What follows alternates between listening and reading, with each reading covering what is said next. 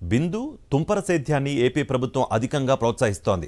సాగునీటి సౌకర్యం లేని చోట్ల మైక్రో ఇరిగేషన్ సౌకర్యం కల్పించి ప్రతి నీటి బొట్టును రైతులు వినియోగించుకునేలా ప్రభుత్వం చర్యలు చేపడుతోంది.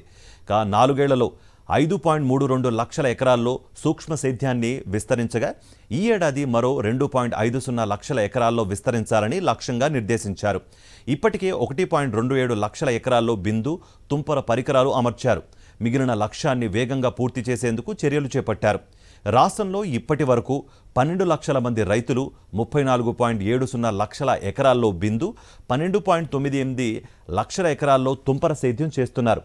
చంద్రబాబు ప్రభుత్వం ఎగ్గొట్టిన 969.40 కోట్ల బకాయిలను చెల్లించి సూక్ష్మ సేద్యం విస్తరణకు రాష్ట్ర ప్రభుత్వం శ్రీకారం చుట్టింది. 2019-20లో 720 కోట్ల రూపాయలు వెచ్చించి 3.05 లక్షల ఎకరాల్లో విస్తరించగా 1,03,453 మంది లబ్ధి పొందారు. కరోనా వల్ల 2 ఏళ్ల పాటు దేశవ్యాప్తంగా ఈ కార్యక్రమం నిలిచిపోయింది. 2022-23 నుంచి మళ్లీ ప్రారంభించి ఆ ఏడాది 636 కోట్ల ఖర్చుతో 2.27 లక్షల ఎకరాల్లో సూక్ష్మ సేద్యం పరికరాలు అమర్చారు. తద్వారా 82,289 మంది లబ్ధి పొందారు. 2023-24లో 902.56 కోట్ల అంచనాతో మరో 2.50 లక్షల ఎకరాల్లో విస్తరించాలని లక్ష్యంగా నిర్దేశించారు. మరింత ఎక్కువ మందికి లబ్ధి చేకూర్చాలని సన్న, చిన్నకారు రైతులకు 90% సబ్సిడీతో యూనిట్లు మంజూరు చేయాలని నిర్ణయించారు. రాయలసీమ, ప్రకాశం జిల్లాల్లో 5 నుంచి 10 ఎకరాల్లోపు రైతులకు 70% సబ్సిడీ ఇవ్వాలని నిర్ణయించారు. సిఫార్సులతో పని లేకుండా ఆర్బీకేలో నమోదు చేస్తే చాలు, అర్హతే కొలమానంగా అడిగిన ప్రతి రైతుకు పరికరాలు అందిస్తున్నారు. రైతులు తమ వాటా చెల్లించిన 3 వారాల్లోపే నేరుగా వారి వ్యవసాయ క్షేత్రాలకు తీసుకువెళ్లి మరీ పరికరాలు అమరుస్తున్నారు.